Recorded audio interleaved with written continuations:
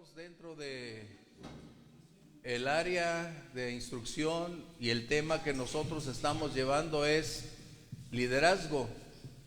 Y precisamente estos dos libros, Esdras, Nehemías, son dos fundamentos imprescindibles en la vida del cristiano y aún pueden utilizar todos estos principios en su ámbito, en su esfera donde se desenvuelven laboral, académicamente, en cualquier ámbito. Estos principios son fundamentales.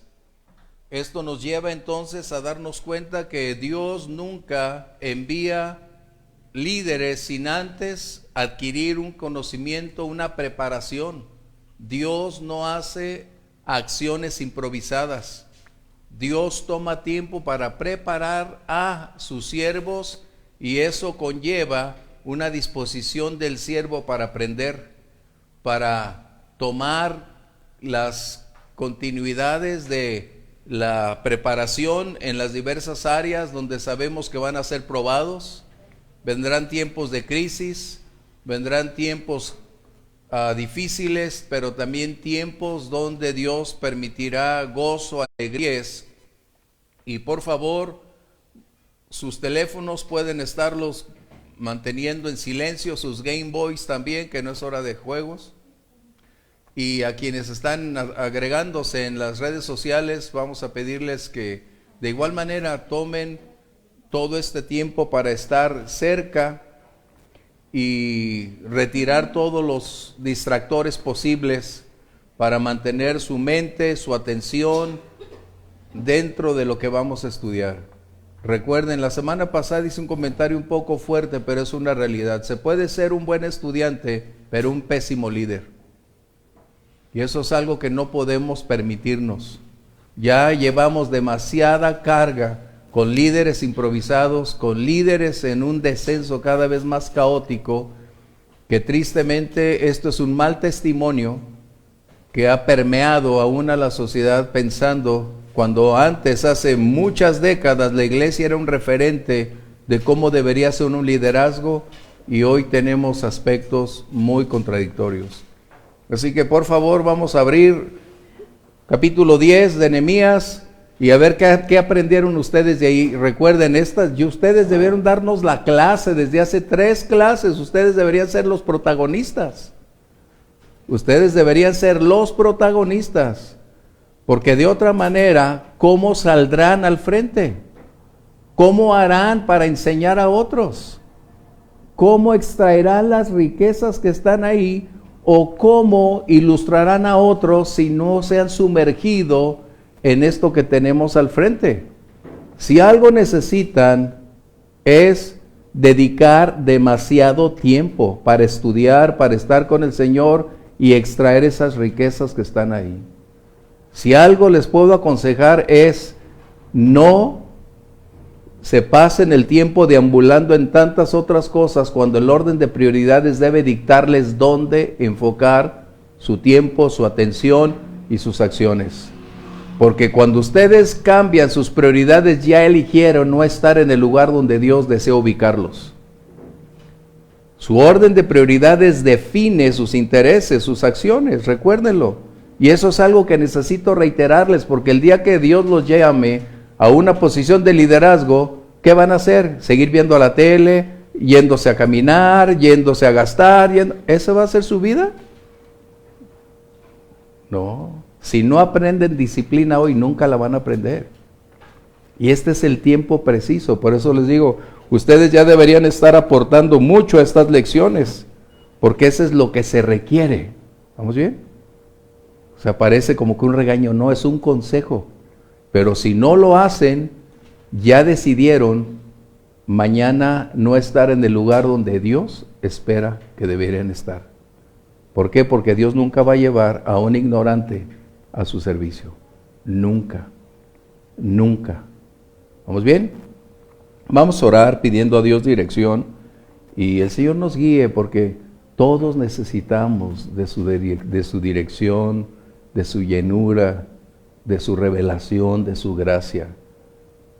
Solo nosotros necesitamos la disposición para que Dios cumpla su propósito. Así que vamos a orar. Por favor, alguno de ustedes diríjanos en oración. Mi Dios, te damos gracias porque nuevamente nos permites estar aquí, mi Dios, para aprender de ti.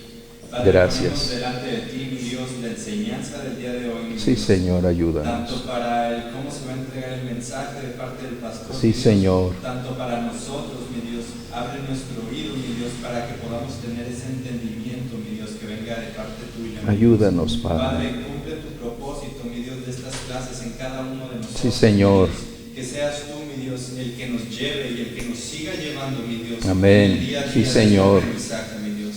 Padre, te doy gracias también por cada uno de los que estamos aquí, mi Dios, que podamos mantener Muchas la atención, gracias. la disposición, Sí, mi Señor. Dios, para hacer lo que debemos hacer. Cumple tus planes. Te lo pido en el nombre de Jesús, mi Dios. Amén. Amén. Cumple tus planes, mi Dios. Bien, ¿quién leyó este capítulo 10? Wow. Necesitan anticiparse a leer, porque de otra manera van a llegar en blanco. Ya debieron haber tenido mínimo una lectura, 2 o 3 previamente para, recuerden lo que hemos hablado, meditar, extraer qué está ahí. El capítulo 10 probablemente puede representar uno de los capítulos más aburridos, en el sentido de nombres, nombres, nombres y nombres. Pero hay varios segmentos muy bien definidos, verso 28, verso 39. Hay algunos versos que específicamente revelan el secreto del liderazgo. Ese es el punto que necesitamos nosotros tocar. Cuando nosotros entramos al servicio del Señor, ya no es optativo el no leer lo que aparentemente no contiene nada. La responsabilidad de cada uno de quienes están sirviendo es lanzarse, y la revelación del Espíritu va a venir en la medida en que buscamos, en que dedicamos tiempo y oramos para que Dios nos revele qué está ahí.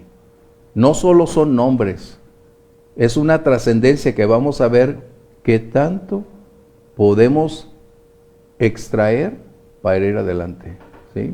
Hace unos días yo estaba orando y diciéndole, Señor, ¿cómo puedo hacer?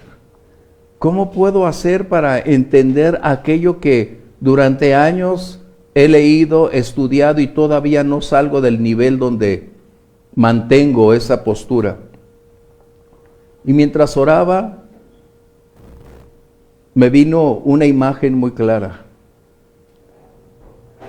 que nosotros estamos caminando entre lo antiguo, donde hay tesoros escondidos, tesoros enterrados, y que necesitamos un detector de metales para poder saber específicamente dónde buscar y qué extraer.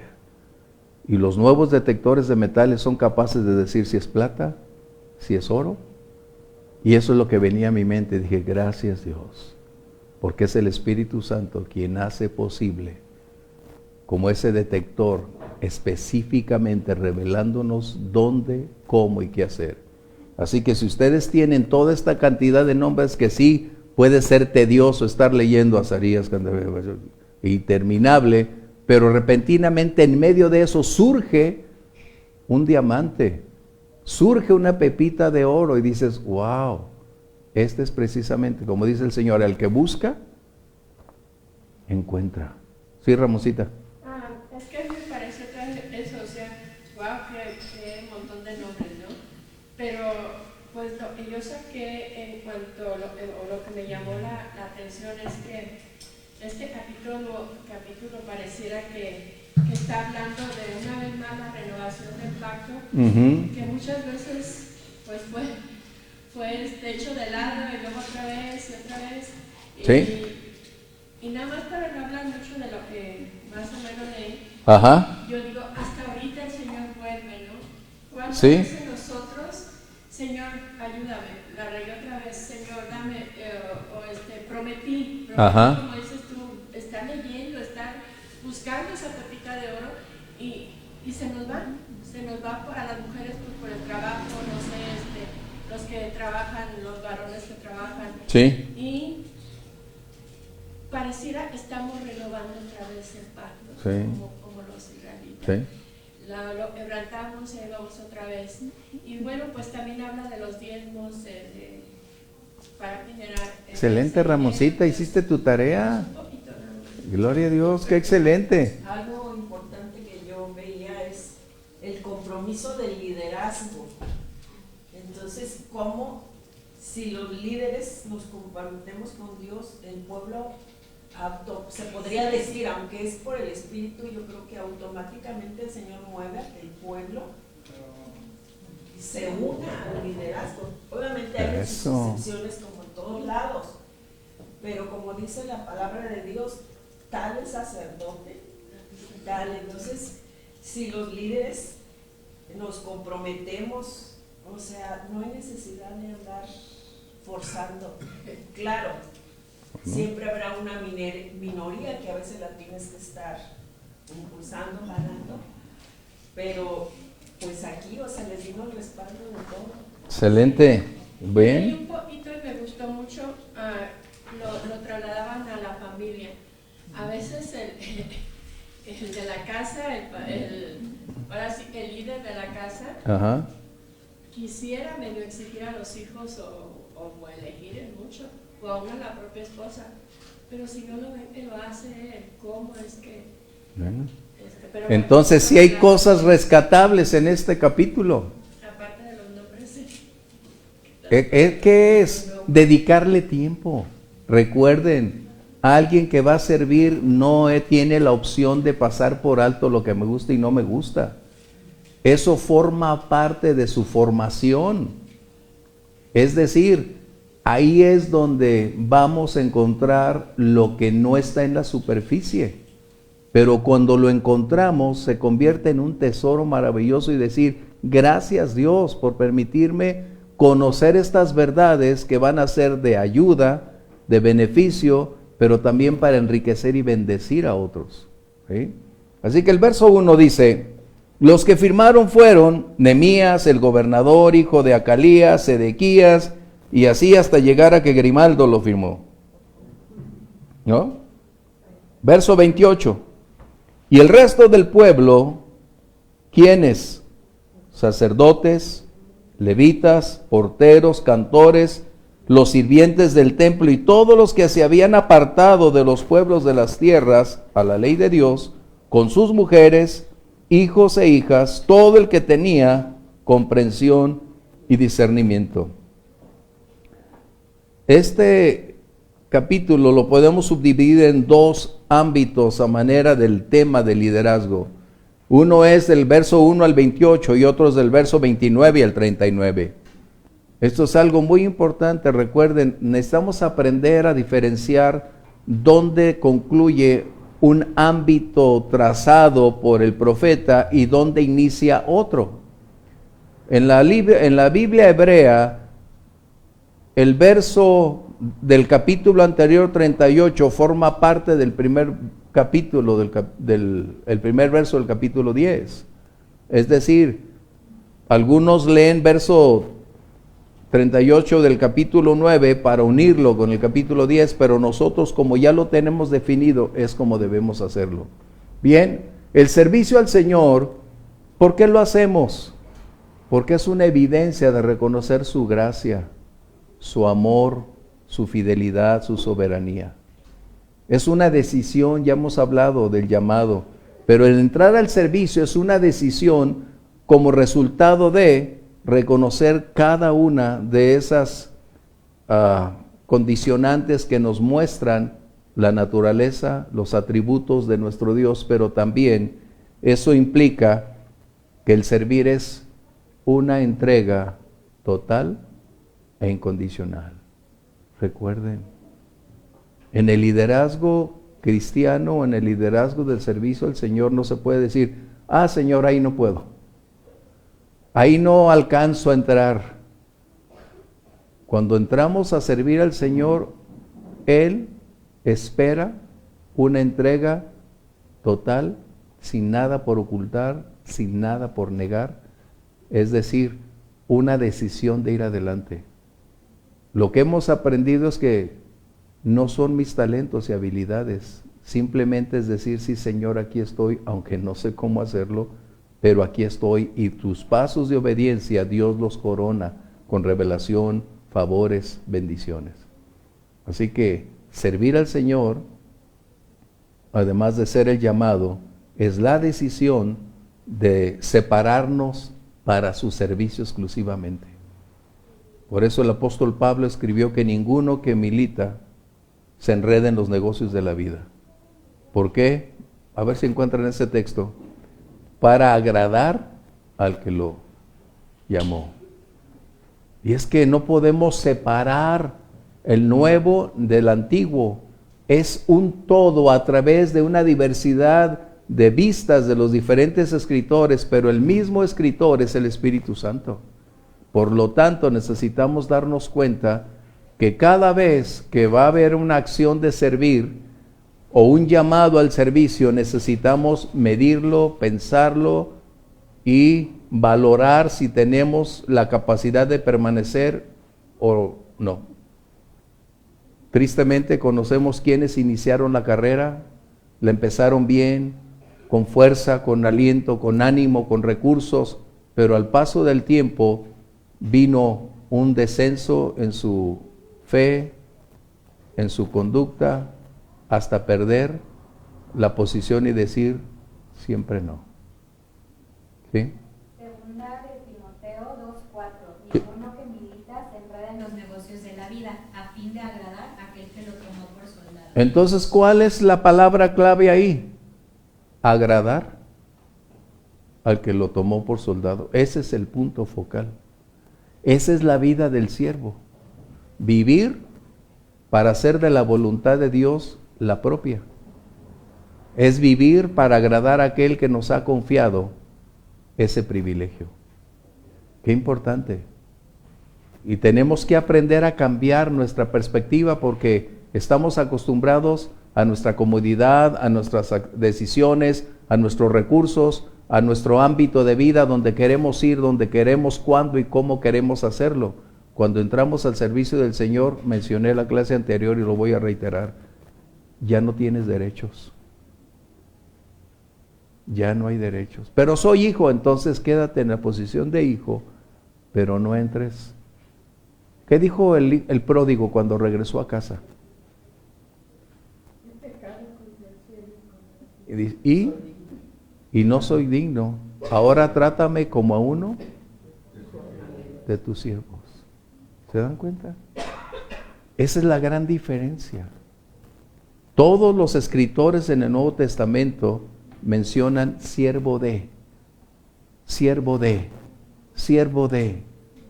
¿Por qué? Porque ya el siervo entra en una área específica privilegiada de formar parte del ejército de Dios en extender, comunicar, instruir y proclamar su palabra. Es la gran diferencia. Ser un siervo entonces equivale a tener una posición ciertamente que Dios valora, pero a la vez es una posición de entrega, de humildad, de pagar un precio y de cambiar su estilo de vida completamente. Ya no vuelve a ser el mismo, porque ya no entramos en la misma esfera de servicio. Se acabaron las salidas acá, se acabaron las salidas allá. ¿Por qué? ¿Dios no quiere que vayas? No, el problema es que ya tu orden de prioridades no debe permitir que esas condicionantes te separen de o te alejen de lo que es más importante. ¿Te das cuenta? Tú vas determinando el orden de prioridades en la medida que valoras, aquilatas, conoces la trascendencia del privilegio que Dios te ha llamado a realizar. Esa es la gran diferencia. Nadie me prohíbe a mí hacer algo o no hacer, ir o no ir.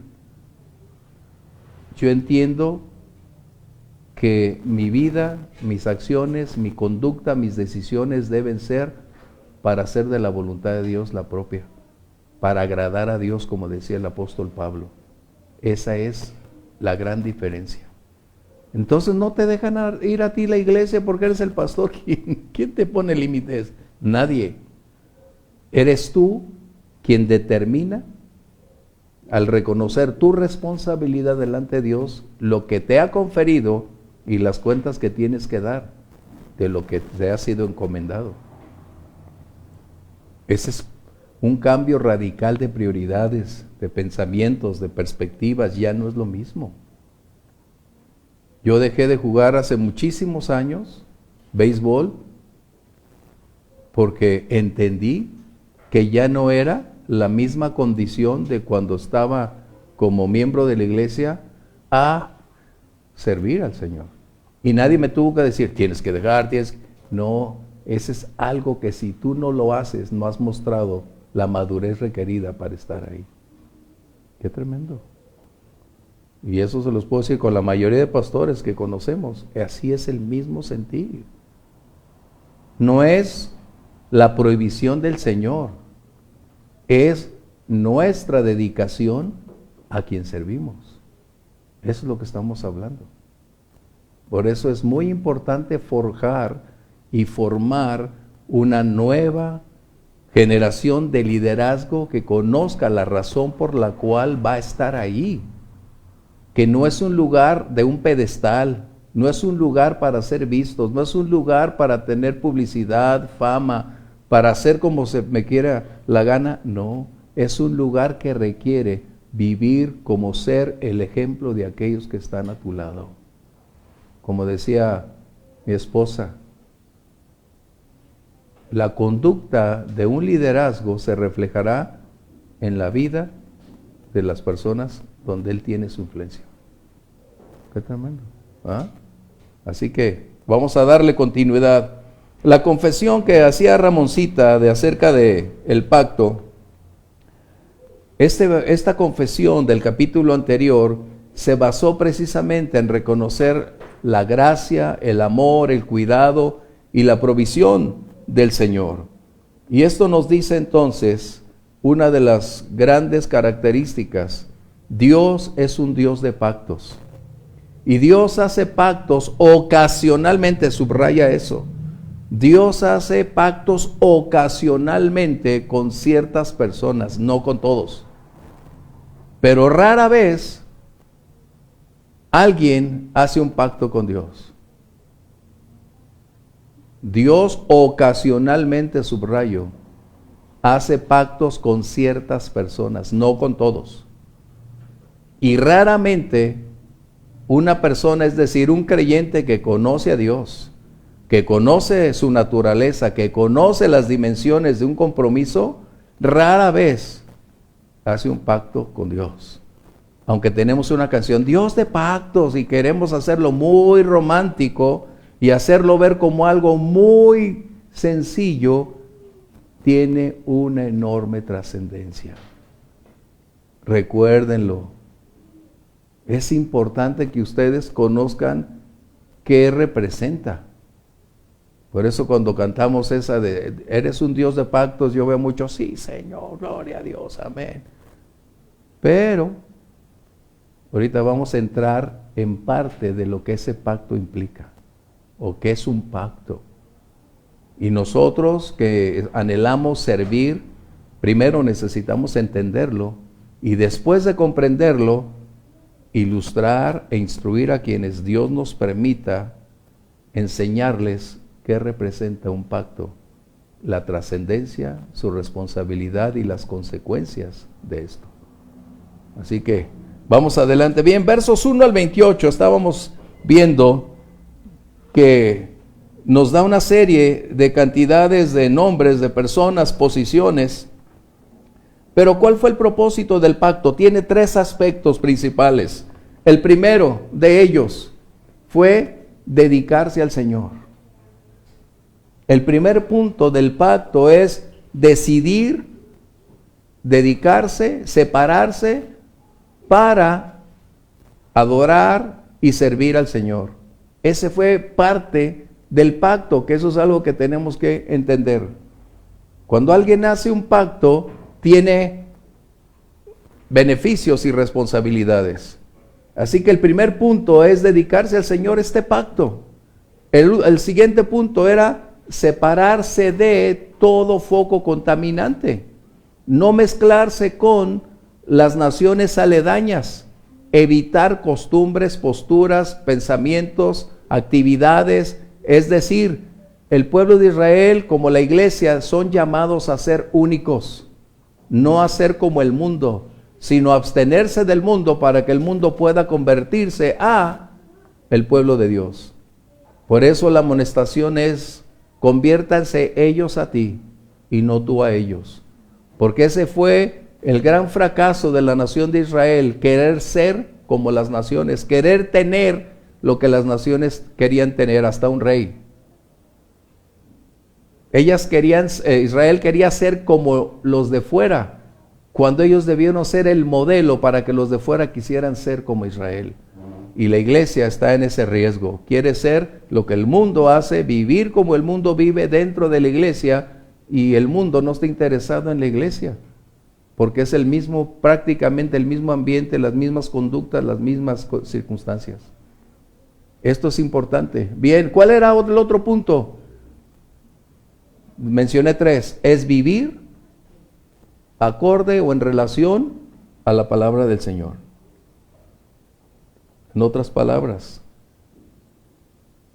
el estilo de vida de un creyente, o aquí en este caso del tiempo de Nehemías, estaba determinado no por las costumbres de las naciones donde estaban, no por Babilonia, Persia, por ningún otro imperio. La conducta, el manual de vida de un creyente es la palabra de Dios. Eso recuérdalo. Es la palabra de Dios donde estemos y como estemos. En la mañana estaba meditando un poquito después de orar, cómo es que estamos en un polvorín de tiempo. China acaba de hacer uno de sus famosos movimientos hoy o ayer. Para nosotros fue ayer, para nosotros fue hoy, pero para ellos fue ayer. Y su presidente se abstuvo de hacer unas participaciones que aparentaban unas grandes alianzas, y esto parece convertirse en una gran amenaza. Nosotros no tenemos que vivir amenazados ni en temor, pero lo que sí necesitamos darnos cuenta es que estamos a las puertas de una gran condición que puede dar inicio al rapto, a la parousia. Y la pregunta es, ¿qué haremos? ¿Llegaremos con las manos vacías? ¿Le diremos al Señor lo que ganamos, lo que hicimos? ¿Dónde invertimos nuestro tiempo? ¿Dónde decidimos hacer lo mejor de nuestros días? Cuando lo único que Dios nos va a decir cuando llegamos al cielo es: ¿qué hiciste con mi palabra? ¿Qué hiciste con lo que te di? ¿Qué hiciste con el tiempo que te permití tener? ¿Qué hiciste con los recursos que te di? El mismo Señor Jesús en una parábola dice al que enterró el recurso, ¿va? Y le dijo: ¿no lo pudiste dar al banco para que generara cuando menos intereses? O sea, tengamos presente que nosotros no debemos vivir como el mundo lo hace. Pero como vivimos en una sociedad cosmopolita, somos conducidos por los mismos intereses prácticamente, pero debemos recordar quiénes somos, el por qué estamos aquí y qué debemos hacer para agradar a nuestro Dios. Recuerden, y eso es muy importante. Esto a mí me coloca siempre en la perspectiva: si el Señor me llamara esta noche, ¿qué voy a hacer? ¿Qué voy a decir? No tengo que competir con nadie, pero Dios espera que sea un siervo redituable para Él. Un siervo que mostró a quién servía y el por qué lo hacía. Y esto es importantísimo. Así que vamos adelante entonces. ¿Qué sucede? Que estos hombres y mujeres firmaron este pacto de solidaridad. Es decir, cuando ellos colocaron su firma, estaban dando una vez más su anuencia, su consentimiento, reconociendo la gracia, el favor y el amor de Dios para plasmarlo en un compromiso debidamente firmado y sellado. En otras palabras, ellos estaban diciendo que estaban dando validez una vez más a ese reencuentro con Dios. Recuerden, Dios es un Dios de pactos y nosotros los creyentes, como decía Ramoncita, lo renovamos continuamente, porque somos los que estamos diciendo, Señor, perdóname, Señor, reitero, vuelvo, regreso, pero deberíamos mantenernos en el clausulado inicial que tenemos aquí. Y hay algo importante, si no se percataron, lo que hicieron esos hombres ese día y lo que nosotros hacemos hoy tiene trascendencia en la eternidad. Los nombres siempre serán recordados eternamente. Recuerda eso. Por eso el apóstol Pablo decía, un día sabré cómo fui conocido. Lo que hacemos hoy lo estamos escribiendo. Lo que estos hombres escribieron, nunca jamás se imaginaron que ellos iban a vivir en el libro de la vida del Señor por la eternidad. Porque el cielo y la tierra puede pasar, pero su palabra jamás dejará de ser. Y ellos escribieron su nombre no como un favor, no como algo que se les concedió, sino porque lo que decidieron hacer fue capaz de escribir la historia. Y es lo que yo te estaba diciendo hace unos momentos.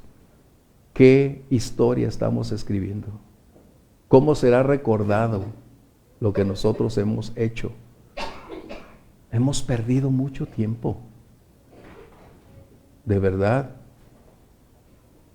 ¿Cómo involucrarnos? ¿Cómo hacer para que la extensión del Evangelio se alcance aquí en nuestro entorno, donde estamos, en nuestros hogares? Es ahí donde necesitamos extender. Como el Señor les dijo, y me serán testigos, ¿dónde? En Judea. Y necesitamos iniciar en el lugar donde estamos. No testificar únicamente, mencioné el viernes. Necesitamos mostrar que somos nuevas personas como resultado de un poder transformador que actúa en nosotros. Porque las personas a veces nos ven como, qué personas tan educadas, qué pareja tan grata, pero dime por qué, muéstrame por qué, o revelemos por qué somos una familia distinta. ¿Te das cuenta? Qué diferente, qué diferencia. Aquí va una de las enseñanzas que quizás no vieron, y esto es demasiado importante en la palabra que tenemos aquí. ¿Qué estaban haciendo? ¿Por qué firmaron? Porque los líderes estaban conscientes que habían fracasado y tenían un peso del pasado que los había llevado a Babilonia. Y su pasado los había despojado de las bendiciones que habían tenido en Jerusalén, el templo y todo lo que tenían.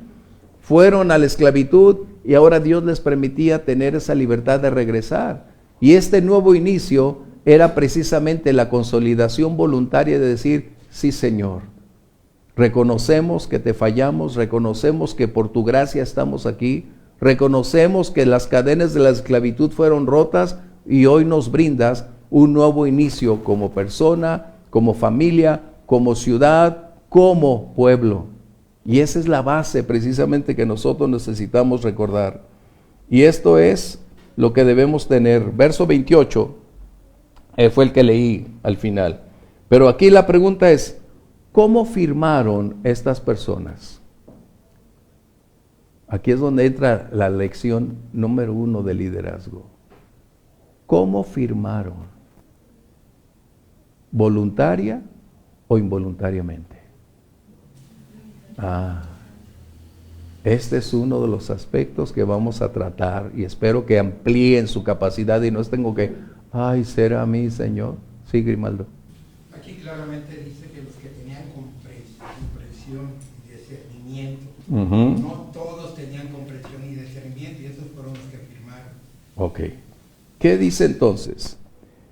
Esto habla que no hubo una condición de coerción, es decir, de imponer, de colocar una acción que ellos no estaban dispuestos a realizar. No fueron manipulados, ni por diversas condiciones, entre ellas de amenazas, motivación, manipulación o intereses personales. Es decir, Cada persona tenía la libertad de elegir. Y esta es la lección del liderazgo. ¿Cómo dirigimos a las personas? ¿Cómo las tratamos? ¿Cómo conducimos a las ovejas? Qué tremenda lección. Por eso les digo, tenemos que ampliarlo. Porque este es el manual perfecto para saber qué debemos hacer. Es decir, estas personas, Nehemías ni Esdras, utilizaron medios para persuadir a las personas a hacer un pacto, una renovación, una promesa o adherirse a realizar algo que no estaban dispuestos a ejecutar. Sí, Grimaldo. Ellos hicieron ese pacto por todos los antecedentes que tuvieron cuando salieron de Babilonia. Conocieron y vieron la mano de Dios al permitirles levantar el muro, levantar el templo. Ya con eso en su corazón y en su mente estaban dispuestos a hacer ese pacto y aún otros más, porque ya lo traían en su corazón. No era en ese momento, a ver quién quiere firmar. No, ellos ya traían ese antecedente, ya traen esa historia en su corazón. Hemos visto la mano de Dios aquí, nos ha librado de esto, nos permitió levantar esto. Señor, lo que tú quieras. Si alguien les dijo que vamos a firmar, yo firmo. Recuerdan, ya tenían décadas ahí y hasta este momento fue el punto. Aquí es donde vamos. Ya tenían 60 días después de eso. Y tienes razón, pero el punto es, ¿cómo lo hicieron? ¿Qué hicieron los líderes? Es la clase. ¿Cómo se debe hacer? Es la pregunta. Esto es lo que necesitamos entender en la clase. Porque aquí nos muestra efectivamente que un liderazgo no debe utilizar ninguna condición que incline a las personas a hacer algo de lo que no están dispuestos a hacer. Por ejemplo,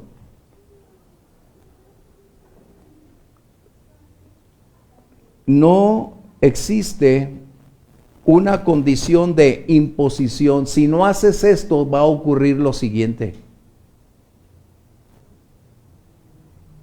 No existe tampoco, o no debería estar dentro del contexto de un liderazgo actualmente, el manipular a las personas como resultado de intereses personales.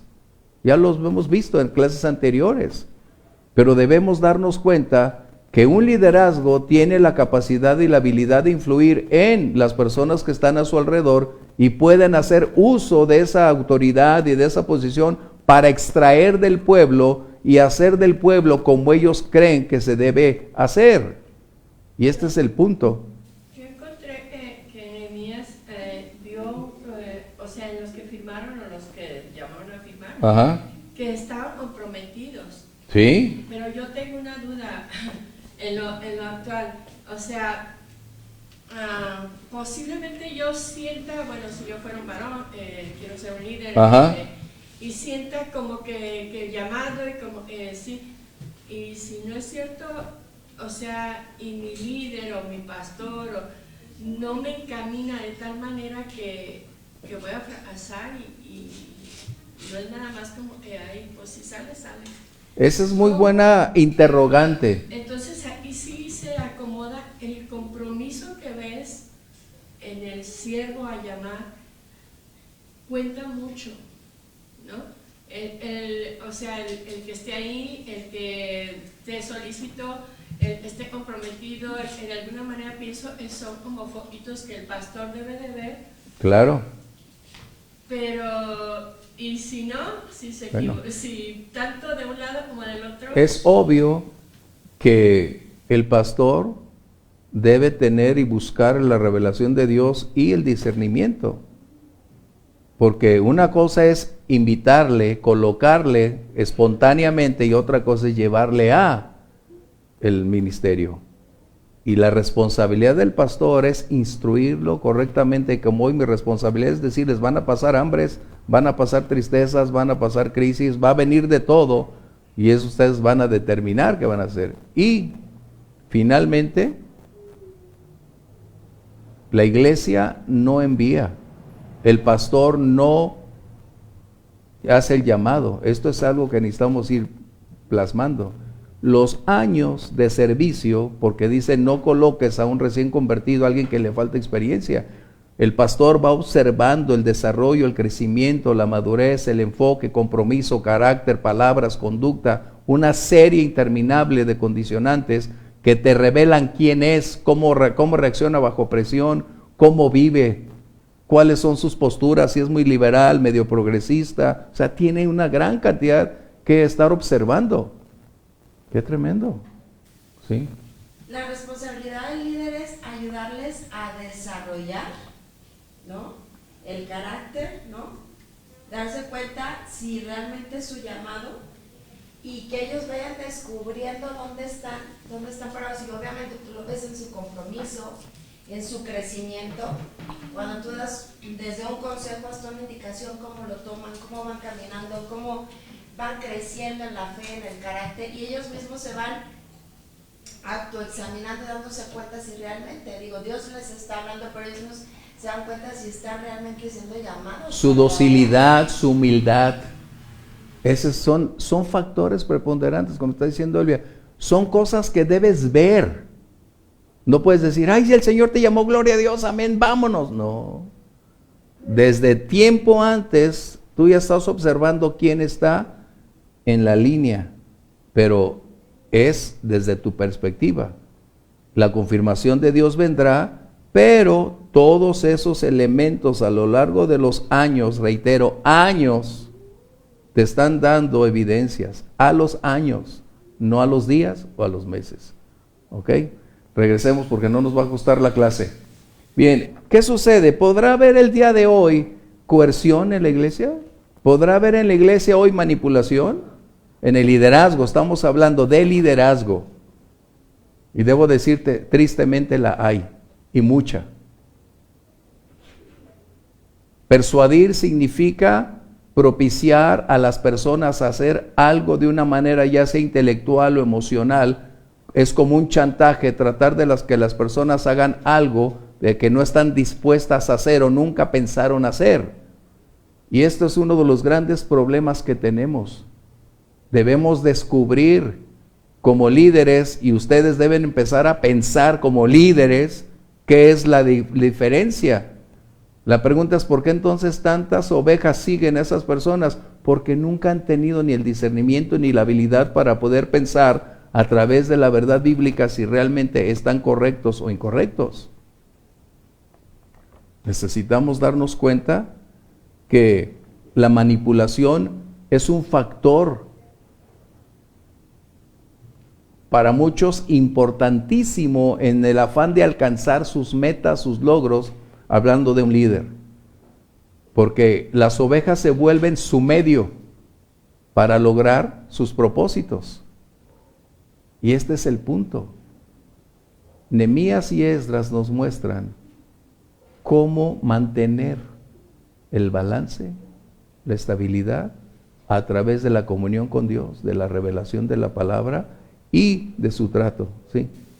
Sí, pastor, comentaba un poco cuando estuve apoyando en lo que eran misiones. Ajá.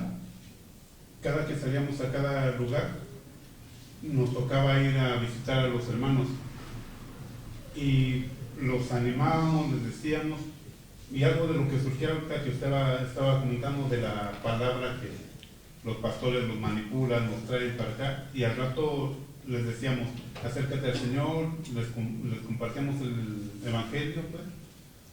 Ellos, dolidos de su corazón, decían con una actitud, no quiero regresar otra vez, porque habían puesto su mirada en la manipulación, en cómo los llevaban los pastores, y al final no querían saber nada de la palabra de Dios. ¿Sí? Es algo triste que nosotros debemos ser muy prudentes. En la famosa frase, Dios me dijo, voy a comentar uno de los cientos de ejemplos que he visto. Un hermano viene de otra iglesia y me dice, oye, pastor, quiero reunirme con ustedes porque en la iglesia hay una gran cantidad de conflictos, en fin. Y uno de los aspectos preponderantes en su decisión fue la siguiente. Un buen día en la reunión, en pleno servicio, un pastor dice, el Señor me dijo que me dieran una camioneta. Otro hermano dice, el Señor dijo que sí, que tuvieras una camioneta. Y así estaba yo no sé, no estuve ahí para decir si estuvo o no, pero esa fue la condicionante. Y resulta que una hermana iba casada, su esposo no asistía a la iglesia, persuadida porque era la voz de Dios, y estas palabras apelan al sentimiento, a la emoción, porque es donde surge la gran mayoría de estas condicionantes. La señora dijo, sí, aquí está mi camioneta nuevecita. ¿Sabes qué sucedió con el marido? O sea, puedo decirte cantidades innumerables. Esto es lo que necesitamos como líderes, tener cuidado. No es lo que pienso, no es lo que quiero, no es lo que me gustaría, no es de acuerdo a mis intereses. Nuestra responsabilidad es presentar íntegro el mensaje del Evangelio. Es comunicar la verdad sin extraer, colocar, disminuir o aumentar de acuerdo a mis opiniones.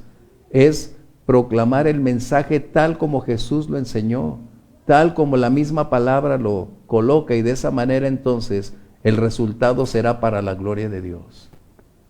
¿Sí? Es muy importante. Así que entonces tenemos que Nehemías, Esdras son hombres con un alto grado de compromiso para con Dios. Aun cuando estuvieran atravesando tiempos difíciles, nunca abusaron de una posición, nunca se desviaron de la senda, siempre mantuvieron la predicación de la palabra como el centro total de lo que Dios dice y desea para toda persona. Eso es importantísimo. En otras palabras, y esa es otra lección, el liderazgo de un lugar, de una iglesia, de una congregación, el liderazgo dirige por modelar lo que predica, por el ejemplo que es su vida. Esto es importante. No podemos predicar y no vivir lo que predicamos. El siervo es llamado a honrar y servir a su Señor en la mejor manera cada día. No basta con querer, no basta con desear. Se requiere un estilo de vida que revele que las verdades predicadas son modeladas en su propia vida. No es perfecto, por supuesto que no, pero cada día da evidencias que hay una condicionante, cualidades, características que definen que su vida va en un ascenso y cada vez se parece más al carácter de Jesús. Qué importante. Esto es increíble. Alguno de ustedes, por favor, Juan 13:15 y otro Filipenses 3:17. ¿Por qué es el ejemplo? Porque en relación con sus convicciones, la obediencia es su camino para mostrar su fidelidad al Señor. Juan 13:15 y Filipenses 3:17, por favor. O sea, no estamos criticando a nadie, recuerden, lo que necesitamos es ver con ejemplos claros lo que representa el liderazgo. Porque ejemplo os he dado para que como yo os he hecho, vosotros también hagáis. Entonces, ¿cuál es el modelo de liderazgo? Manipular, intereses, popularidad, riqueza, extensión. No. El modelo de liderazgo que Jesús mostró es servicio, entrega, humildad. Eso no significa que no tenga carácter. Lo que está mencionando es que el servicio es sustentado en el amor y en obediencia a la palabra del Señor. Y el carácter que debe imperar es humildad. No se debe confundir con que un humilde o un siervo humilde es tonto. ¿Ok? Es muy diferente. Una persona humilde tiene la habilidad y la capacidad de mantener esa humildad bajo control, aun cuando las cosas son distintas. Es importantísimo. De esta manera, el siervo o el ministro lo hace por convicciones personales propias, no emanadas de alguien más, no por agradar o porque quiero ser alguien que las personas admiren. No, eso ya no cabe en la vida de un siervo. Ya no es por cuestión de popularidad o sobresalir. Por eso el Bautista dijo, conviene que yo decrezca completamente, porque el único que debe ser reconocido es el Señor Jesús. Dice el apóstol Pablo, si vivimos, si hacemos o logramos algo, sea para la gloria de Dios. Esto es nuestra gran meta. Filipenses 3:17, por favor. Hermanos, sed imitadores de mí y mirad a los que así se conducen según el ejemplo que tenéis en nosotros. Es decir, Pablo está mencionando que hay una serie de mujeres y hombres con características similares como resultado de haber aprendido del modelo original que es el Señor Jesús. Y de esta manera, todo el liderazgo debe tener las mismas condicionantes requeridas para estar en esa posición. Algunos son más llenos del Señor, por supuesto, pero estamos hablando de las características del fruto que debe imperar en la vida de un siervo. Todos absolutamente deben tener las mismas condicionantes. ¡Qué tremendo! Así que, ¿cómo reconocer un liderazgo? Porque practica lo que predica. Eso es algo preponderante. No podemos tratar de hacer lo que no somos. Podemos engañar a todo el mundo, pero no engañamos a Dios, y posteriormente el engaño saldrá a la luz. Es necesario que afirmemos nuestra vida, nuestra conducta en la obediencia al Señor. Y esto quiere decir que si Dios te llama o nos llama a un lugar, debemos respetar la libertad de elección de las personas. No como en algún lugar puede decir, si usted no diezma se va a ir a la condenación. No diezmar no es motivo de condenación. Tenemos que darnos cuenta que a veces hay actitudes, conductas en un liderazgo que no deberían existir y que puede ser, como Ramoncita decía, por falta de instrucción, por falta de enseñanza, pero cuando ya tienes la enseñanza no puedes hacerlo. Porque el que sabe hacer lo bueno y no lo hace, entonces tienes el problema. Si yo sé que eso no es lo que debo hacer, debo retirarlo de mi vida. ¿Sí? Eso es importantísimo. Bien, ¿qué requerimos? Requerimos entonces aprender como siervos a ir desarrollando el potencial de madurez que tienen todas las ovejas. En otras palabras, no debemos tratarlos todo el tiempo como niños, como infantiles. Debemos ir llevándoles a un crecimiento, a un desarrollo de acuerdo a su capacidad de comprensión, pero también, además de permitirles su decisión, requerimos ir despertando en ellos la necesidad de ir creciendo. Como el apóstol decía, cuando era niño pensaba como niño, pero muchos siguen como adultos pensando como niños. Como mencioné hace unos días el domingo, sin responsabilidades, solo dependen de otros.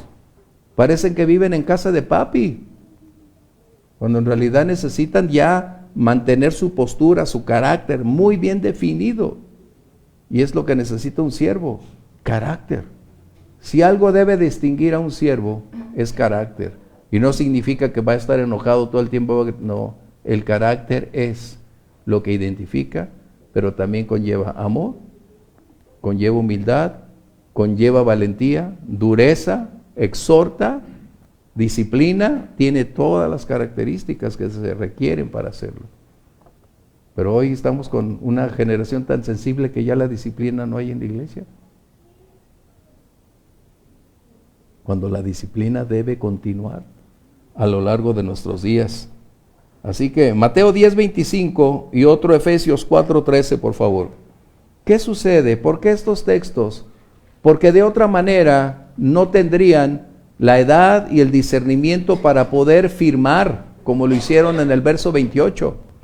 No podemos tener adultos en etapa infantil en la iglesia.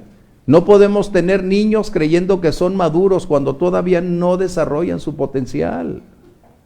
Eso es lo que está diciendo 1 Timoteo 3, no coloques a un recién convertido o a uno que le falta experiencia en el ministerio. No podemos llevarlos, pero ¿cómo hacerlo? Qué importantes son estas clases y qué triste que solo una minoría, pero gracias a Dios por ustedes que están decidiendo tomar clases que confrontan, clases que pulen, clases que despiertan y que nos hacen ver hacia dónde vamos y si queremos estar en aquel lugar. El domingo mencioné que todo vuelve y todo va al pastor. Bueno o malo, ¡pum!, todo llega ahí. Así que, ¿qué necesitamos hacer? Propiciar que nuestros hermanos, las ovejas, inicien a despegar de su condición de comodidad, de su condición de sentir que son las estrellas, porque de otra manera no van a madurar. Es como los niños que sobreprotegidos, o los niños que son los emperadores de su casa, que gobiernan, dicen y dictan lo que los padres necesitan hacer, a dónde ir, qué comer, cuándo hacer y cómo hacerlo. Pues, ¿te das cuenta? Y el pastor lo ve todo absolutamente porque estás viendo y conoces, pero necesitamos ayudarles a despegar de su condición. ¿Cómo lo vas a hacer? A veces exhortando, como este viernes me tocó compartirles una palabra que es directa, pero diario queremos, pastor, dime que Dios me va a bendecir, compárteme que todo me va a ir bien. Vamos a ver entonces Mateo 10:25 por favor, y otro Efesios 4:13. Bástale al discípulo ser como su maestro, y al siervo como su señor. Si al padre de familia llamaron Belcebú, cuanto más a los de su casa. Jesús está diciendo, en otras palabras, que vendrán condiciones similares como resultado de ser un discípulo de Él. Tu carácter va a ser forjado, ¿cuándo? Cuando empiecen todas esas contradicciones a emerger. Que vamos a ser verdaderos discípulos si soportamos esa prueba.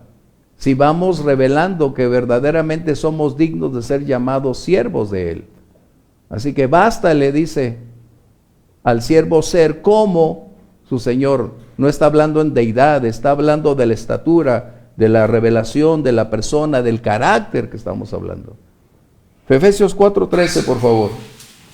Hasta que todos lleguemos a la unidad de la fe y del conocimiento del Hijo de Dios, a un varón perfecto, a la medida de la estatura de la plenitud de Cristo. Ustedes aquí, ¿qué quiere decir eso? Ya deberían tener más amplitud. ¿Qué quiere decir? ¿A qué se refiere? Pues tal maestro, tal el alumno. ¿Qué más? O sea, ¿Qué más dice el texto? Vamos a leerlo con calma. A ver, me voy a ir a leerlo para que lo tengan con claridad. Efesios 4:13. Déjame ver si mi Biblia lo trae. Ah, sí lo trae. Dice aquí. Hasta habla de tiempo. Hasta es tiempo. Habla de proceso. Habla de duración, de un inicio y un final. ¿Estamos bien? A ver si ahora sí, ya que tienen esa introducción. Hasta que todos lleguemos ¿a qué? ¿A qué se refiere? Que todos seamos en el mismo nivel de fe o mismo nivel de crecimiento, por así decirlo, espiritual. Sí, de conocimiento, de revelación. Debemos llegar a la misma estatura como llegaron los discípulos. Hoy tenemos una serie de posturas, denominaciones. Ellos no tenían denominaciones. Ellos tenían ese nivel, esa misma estatura, porque habían recibido la revelación como tú y yo la tenemos. Pero como nos gusta darle diferentes interpretaciones, es aquí donde estamos. No solo habla de la unidad de la fe, de creer en el nacimiento virginal de Jesús, que Jesús es el Mesías. No está hablando solo de eso. Está hablando de un proceso formativo incluyendo toda la cantidad de doctrinas involucradas y que todos lleguemos a esa misma condición.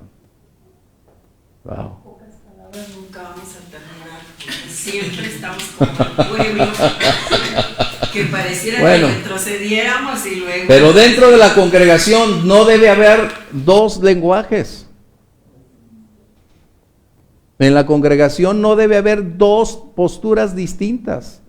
Podemos tener una opinión diferente, pero no una posición distinta en la doctrina. Esto es lo que está hablando. Unidad. ¿Qué es la unidad? Indivisible. ¿El matrimonio es unidad o es equipo?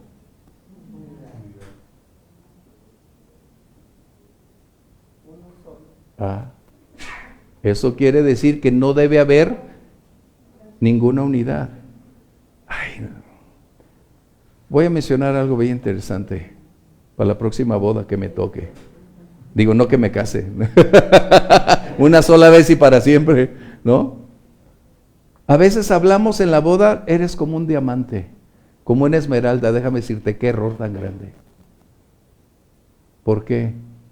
El diamante, aunque es valioso, se corta, se divide, se fracciona. La esmeralda es preciosa, muy valiosa, pero es susceptible de ser disminuida por los diversos cortes. La perla es única, continúa teniendo su misma intensidad a lo largo de toda la vida. Wow. No es tiempo de hablar de amor. ¿Estamos bien? ¿Quedó bien? Porque a veces, ay, eres mi diamante. Yo no puede ser. O sea, ay, lo romántico, Ramonchita. Eres mi preciosa gema. Ramoncita. Es una canción. Es que le dices de diamante, pero en bruto. Ok, bueno, estamos, pero no nos la creemos, yo sé.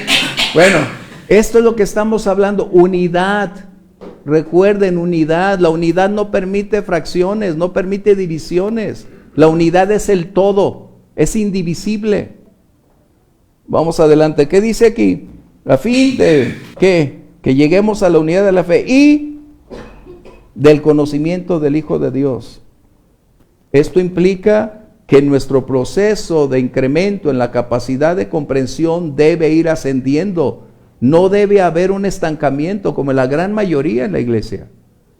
Se conforman con que, yo soy salvo, ya conozco mi salvación. No, eso es como negar la verdad de la deidad del Señor. Necesitamos un proceso ascendente, un estudio sistemático, continuo de quién es Dios. Estaba terminando hace rato la clase y le digo a mi esposa, qué extraño, cuando nosotros nos convertimos, nosotros estudiábamos todos los días, la generación de nosotros. Y hoy, dice mi esposa, hoy todo lo quieren peladito y en la boca. Y ese es el problema, que necesitamos estudiar. Hoy más que nunca ustedes como consejo necesitan estudiar. No se pueden permitir perder tanto tiempo. Porque lo perdemos en algo legítimo, pero finalmente lo perdimos. Requerimos mayor tiempo de comunión con Dios, de extraer estos tesoros que nos pueden dar la oportunidad de ser mejores siervos, de ayudar a otros a continuar su carrera, de alentar a quienes no conocen al Señor y llevarles a los pies de Jesús. Qué interesante que nosotros necesitamos aprender que estamos en un proceso ascendente de conocimiento. No hay ningún teólogo, ningún doctor en teología que no necesite de Jesús. No existirá ningún creyente, por más sabio, entendido, que no tenga necesidad de conocer más de Dios. El apóstol Pablo, que era el hombre más apto, más calificado, con mayor revelación, él dijo, no pretendo haberlo yo alcanzado. ¿Qué necesito? Ir a la meta. Y esto es para ti y para mí. Yo no me puedo conformar a estudiar 1 hora al día. Hoy puedo decirte que hoy estudio más que cuando estaba en la facultad, déjame decirte. Hoy mi tiempo de entrega y dedicación supera las horas. Y no es jactancia, porque conozco lo que implica lo que Dios me ha puesto en las manos. Y no puedo permitirme que mi postura, mi opinión o un error por falta de atención se genere en alguien y se pierda. Esto es lo que estamos hablando. Conocimiento es conocer más a aquel quien nos ama, nos salvó y continúa extendiendo sus brazos de amor para librarnos. ¿Qué dice adelante? El conocimiento del Hijo de Dios. Acuérdate, llegar a un varón. No vamos a llegarlo a decir, no, nadie va a llegar, por supuesto que no. Pero el punto no es renunciar, el punto es depurar. Sí, Grimaldo. Se me olvidó. Dice, anteriormente a esto, a lo que estás leyendo en el versículo, tiene un propósito, una meta alcanzar. Dice, a fin de perfeccionar a los santos para la obra del ministerio, para la edificación del cuerpo de Cristo. Entonces aquí es donde entra lo que tú estás leyendo. Hasta que todos lleguemos, pero el fin y la meta es perfeccionar el cuerpo. ¿Quiénes van a perfeccionar? Pastores, los pastores, los siervos. Dice, Dios dio, mira, vamos leyendo. Sí, anteriormente dice que dio profetas. Esos son los que van a perfeccionar a los santos. Y cuates que la riegan, pero... Esos van a ser los medios que Dios va a utilizar para llevar a los santos a ese nivel. Y si nosotros no nos preparamos, ¿qué cuentas vamos a dar? Eso es lo que estamos hablando. Recuerden, la lección es liderazgo. Y la responsabilidad del liderazgo se incrementa en la medida de lo que tú vienes aprendiendo, conociendo. Porque al que más se le da, más se le va a pedir. Esto es importantísimo. De esta manera podemos ir adelante. Dice, a un varón perfecto a la medida de la estatura. Es decir, ¿estatura qué es? Elevación, ascenso, no descenso. Y ahí es donde debemos preguntarnos, ¿mi conocimiento de Dios es el mismo del año pasado? ¿O ha tenido un incremento este año? Debemos aprender que la revelación viene de la revelación, no de otras fuentes. ¿Conozco mejor a Dios que el mes pasado? ¿Mi fe se ha levantado a otro nivel? ¿Se ha expandido mi conocimiento de la gracia, del amor de Dios? ¿Soy más hábil hoy para comunicar el mensaje del Evangelio que antes? ¿He pagado el precio de invertir más tiempo delante de Dios o lo he perdido yéndome a todos los lugares posibles? Esto es importantísimo. Dice aquí entonces, hasta que lleguemos a la estatura de la plenitud.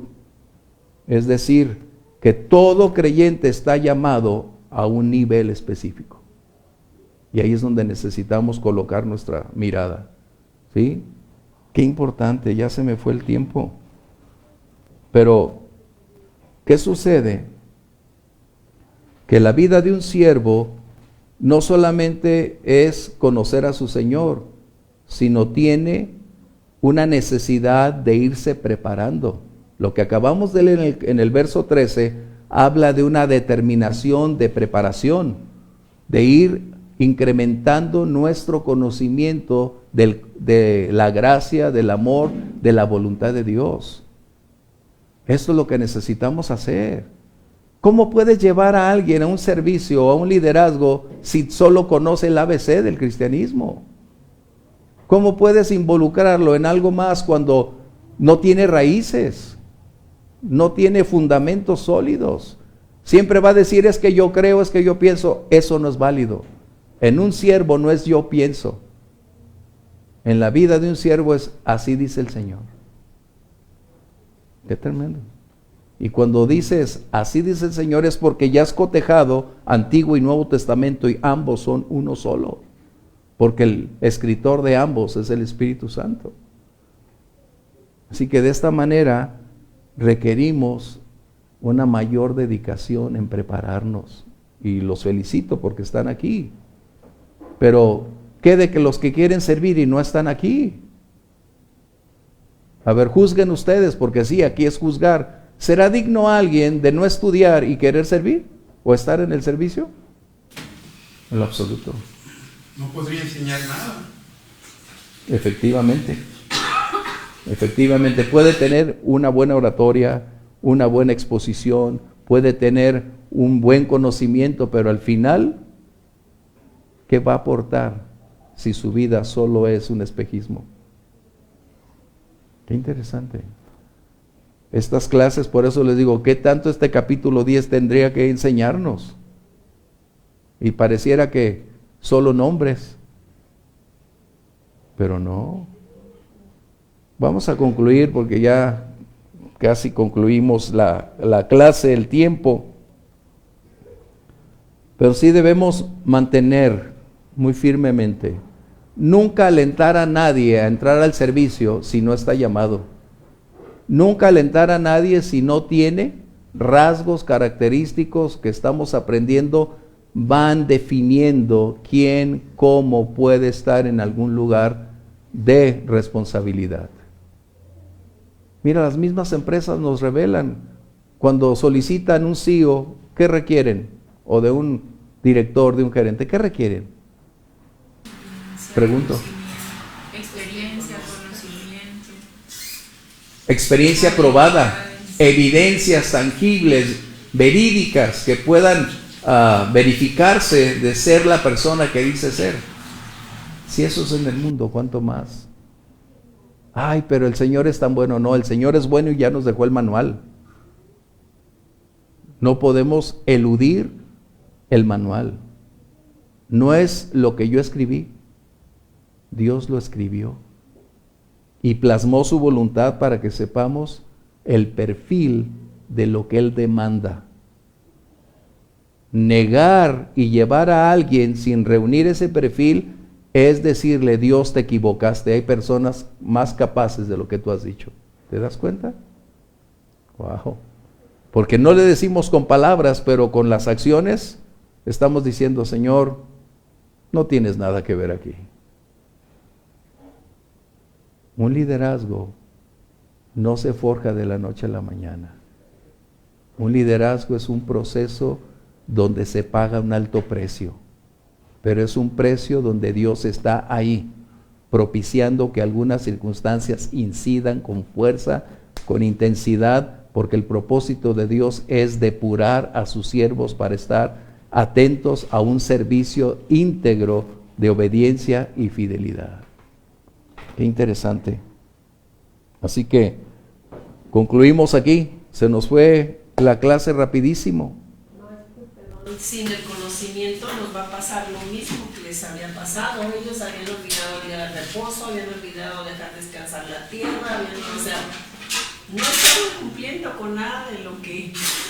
Entonces es lo mismo, o sea, si queremos en algún momento ser líderes, pero no estamos actualizados con lo que demanda el Señor, pues es obvio que vamos a cometer errores.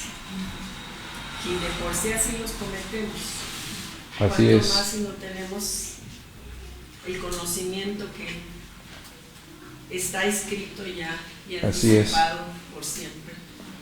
Recuerden, necesitamos ayudar a cada oveja a desarrollar su proceso de madurez. ¿Con qué propósito? Para que ellos aprendan a tomar decisiones sustentadas en la palabra de Dios. A tomar decisiones en su vida, en la iglesia, en cualquier lugar, sustentadas en la palabra de Dios. Pero si no exponemos la palabra de Dios, si no les damos la oportunidad de aprender, o si amenazamos, inclinamos, intimidamos para sacar provecho de una situación en vez de propiciar que cada momento se convierta en la escuela de la fe, para que puedan crecer y desarrollar todo su potencial, ¿cómo tendremos ovejas maduras? ¿Seguiremos llevándolas como niños de la mano? Si tú no desarrollas ovejas para alcanzar su madurez, vas a envejecer y ellos van a seguir siendo niños toda su vida. Tendremos que hacerlos responsables y que ellos crezcan y maduren. Y se van a golpear, se van a equivocar como tú y yo, pero van a aprender de sus errores y van a aprender de sus fracasos, van a aprender de sus circunstancias, pero también van a aprender de sus victorias. Su fe se va a fortalecer, su fe va a crecer, por eso van a crecer. Sí, Grimaldo, para irnos. Yo considero que todos los que hemos seguido alcanzados por la misericordia de Dios nos ha llevado en un proceso de aprendizaje.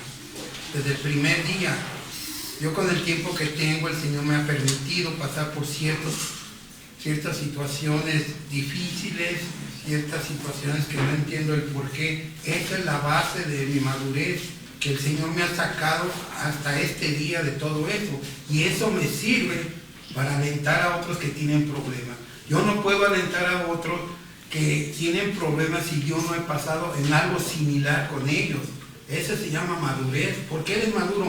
Porque el Señor me ha llevado por ciertas situaciones, no me ha llevado por cosas muy agradables, me ha dado bendiciones, pero también me ha permitido pasar por ciertas cosas que no entiendo, pero que el Señor se ha mostrado fiel, y eso es lo que debemos tener. Para ser un líder tenemos que tener esas experiencias, y nosotros, ya los que estamos más viejos, debemos tener ese sentir con los que están empezando. Bueno, hay muchas personas en la congregación aquí que están pasando por situaciones difíciles. Y tenemos nosotros esa madurez para decirle, mira, el Señor es fiel.